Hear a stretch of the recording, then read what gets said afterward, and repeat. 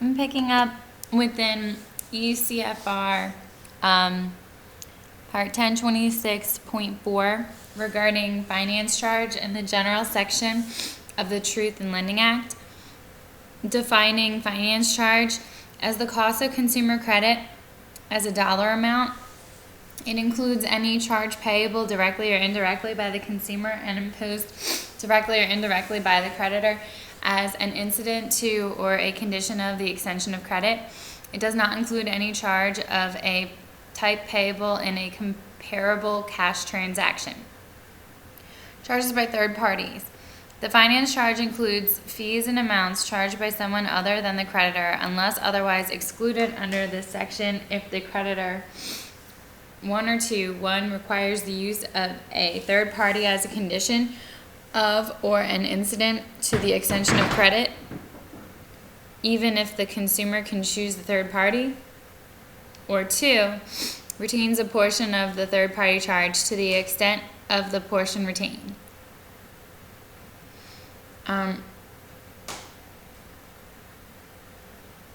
Special rule closing agent charges. Fees charged by a third party that conducts the loan closing, such as a settlement agent, attorney, or escrow or title company, are finance charges only if the creditor requires the particular services for which the consumer is charged, requires the imposition of the charge, or retains a portion of the third party charge to the extent that of the portion retained. Damn it. Special rule. Closing. Oh, God. Special rule mortgage broker fees. Fees charged by a mortgage broker, including fees paid by the consumer directly to the broker or to the creditor for delivery to the broker, are finance charges even if the creditor does not require the consumer to use a mortgage broker, and even if the creditor does not retain any portion of the charge. B. Examples of finance charges. The finance charge includes the following types of charges, except for charges specifically excluded by paragraphs C through E of this section. 1. These are examples of finance charges. Very important, most important part of Reg Z right here. 1 is interest, time price differential, and any amount payable under an add-on or discount system of additional charges.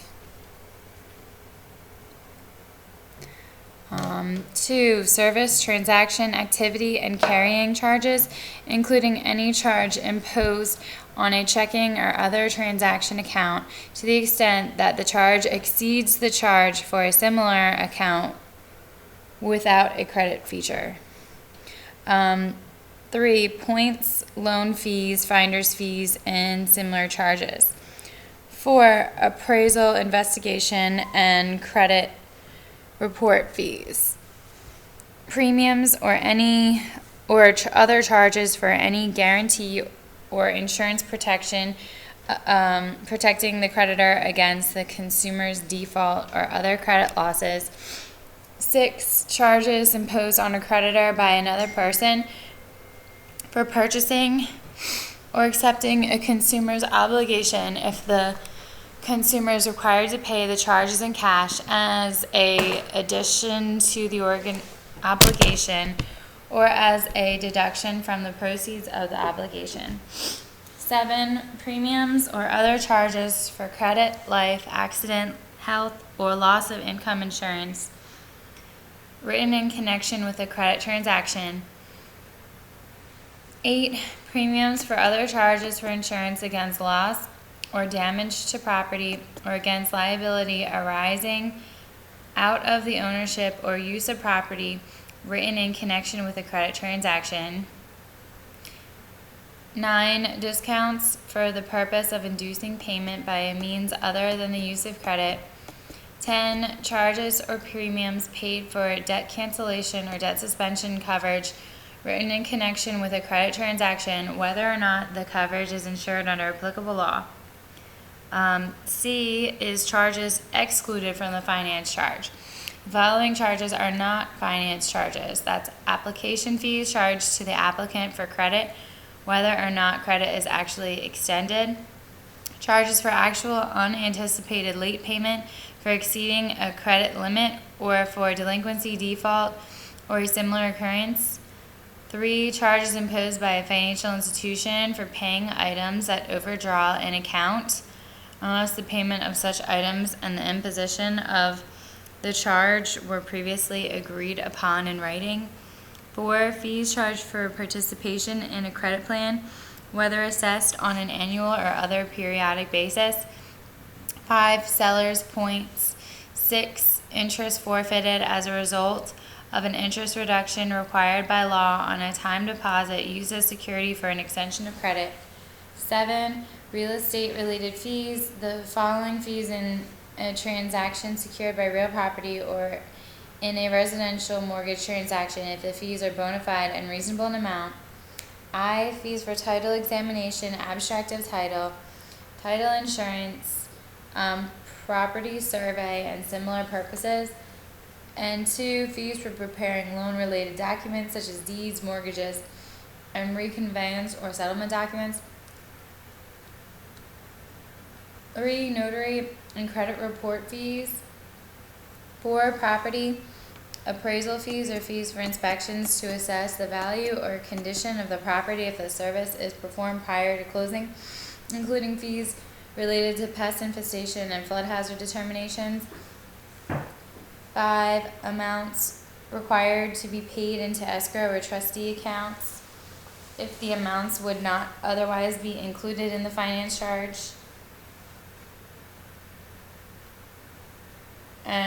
All of those are considered real estate related fees that are excluded from the finance charge. 8, under excluded from finance charge section, is discounts offered to induce payment for a purchase by cash, check, or other means as provided in section 167B of the Act. D, another completely different section, insurance and debt cancellation and debt suspension coverage. 1. Voluntary credit insurance premiums.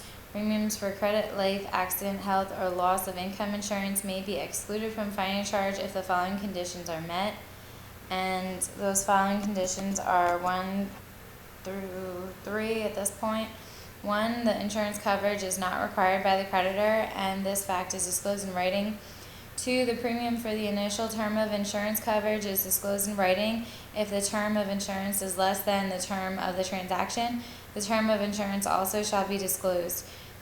The premium may be disclosed on a unit cost basis only in open-end credit transactions, closed-end credit transactions by mail or telephone under 1026.17G, and certain closed-end credit transactions involving an insurance plan that limits the total amount of indebtedness subject to the coverage. 3. The consumer signs or initials an affirmative written request for the insurance after receiving the disclosures specified in this paragraph, except as provided in paragraph D4 of this section. Any consumer in the transaction may sign or initial this request. Now, 2, under insurance and debt cancellation and debt suspension coverage. 2 discusses property insurance premiums. Premiums for insurance against loss of the damage to property or against liability arising out of the ownership or use of property, including single interest insurance if the insurer waives all right of subrogation against the consumer, may be excluded from the finance charge if the following conditions are met. That's 1. The insurance coverage may be obtained from the person of the consumer's choice, and this fact is disclosed. A creditor may reserve the right to refuse or to accept, for reasonable cause, an insurer offered by the consumer. 2. If the coverage is obtained from or through the creditor, the premium for the initial term of insurance coverage shall be disclosed. If the term of insurance is less than the term of the transaction, the term of the insurance shall also be disclosed. The premium may be disclosed on a unit cost basis only in open-end credit transactions, closed-end credit transactions by mail or telephone under 1026.17G, and certain closed-end credit transactions involving an insurance plan that limits the total amount of indebtedness subject to coverage. 3, voluntary debt cancellation or debt suspension fees. Charges or premiums paid for debt cancellation coverage for amounts exceeding the value of the collateral securing the obligation, or for debt cancellation or debt suspension coverage in the event of the loss of life, health, or income, or in the case of accident, may be excluded from the finance charge whether or not the coverage is insurance if the following conditions are met. And that's 1 through 4 being shown here on my screen. 1, the debt cancellation or debt suspension agreement or coverage is not required by the creditor, and this fact is disclosed in writing. 2, the fee or premium for the initial term of coverage is disclosed in writing. If the term of coverage is less than the term of the credit transaction, the term of coverage also shall be disclosed. Where was I? The fee for premium may be disclosed on a unit cost basis only in open-end credit transactions, closed-end credit transactions by mail or telephone under 1026.17G, and certain closed-end credit transactions involving a debt cancellation agreement.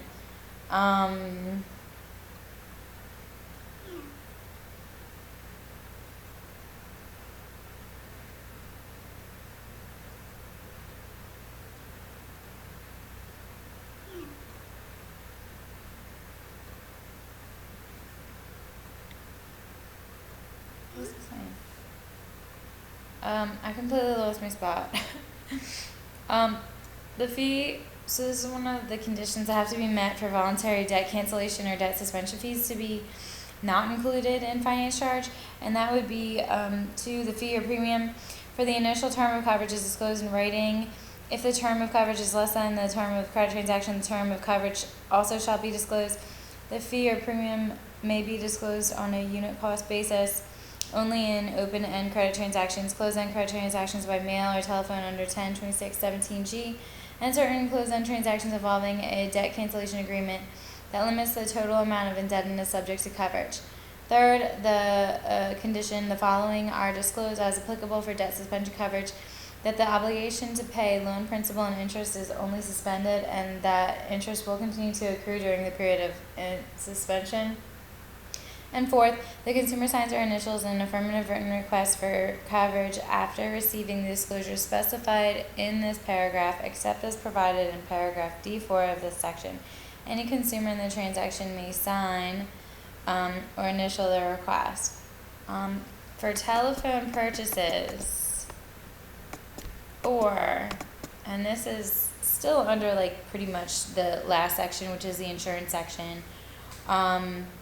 If a consumer purchases credit insurance for or debt cancellation or debt suspension coverage for an open-end non-home secured plan by telephone, the creditor must make the disclosures under paragraph D1I or 2 or D3I through 3 of this section as applicable orally. In such a case, the creditor shall do Roman numeral I, maintain evidence that the consumer, after being provided the disclosures orally, affirmatively elected to purchase the insurance or coverage. And 2, the creditor must mail the disclosures under those paragraphs and of this section as applicable within 3 business days after the telephone purchase. And E, under finance charge, certain security interest charges. If itemized and disclosed, the following charges may be excluded from the finance charge.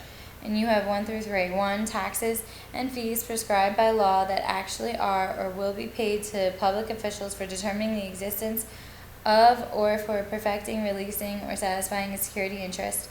2, the premium for insurance in lieu of perfecting a security interest to the extent that the premium does not exceed the fees described in paragraph E1 of the section that otherwise would be payable. And 3, taxes on security instruments. Any tax levied on security instruments or on documents evidencing indebtedness if the payment of such taxes is a requirement for recording the instruments carrying the evidence of indebtedness. And subsection F, prohibited offsets under the finance charge section. Interest, dividends, or other income received by the consumer on deposits or investments shall not be deducted in computing the finance charge. I'm gonna break before going to subpart B, open-end credit.